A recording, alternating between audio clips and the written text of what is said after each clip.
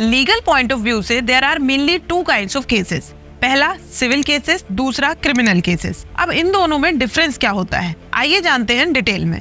पहला, civil cases में किसी इंडिविजुअल के अगेंस्ट में कोई भी एक्ट किया जाता है जिससे उसको डैमेज होता है। वहीं क्रिमिनल केस में ऐसा कुछ किया जाता है जिससे सोसाइटी को डैमेज होता है। जैसे अगर कोई प्रॉपर्टी का केस है तो वो आएगा सिविल केस में, क्योंकि वो किसी इंडिविजुअल से रिलेटेड होगा। वैसे ही अगर राइट्स होते हैं और उसमें कोई एक्शन लिया जाता है तो वो आएगा क्रिमिनल केसेस में, क्योंकि वो सोसाइटी एट लार्ज को हैम्पर करता है। सेकंड, सिविल केसेस में जो डैमेज होता है वो रिपेरेबल होता है, वहीं क्रिमिनल केस में जो डैमेज होता है वो इररिपेरेबल होता है।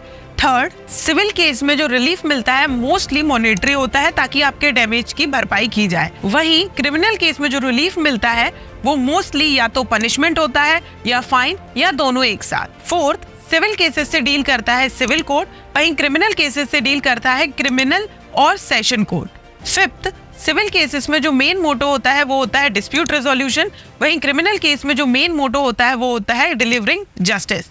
For more such videos, do follow Legal Para बताएं।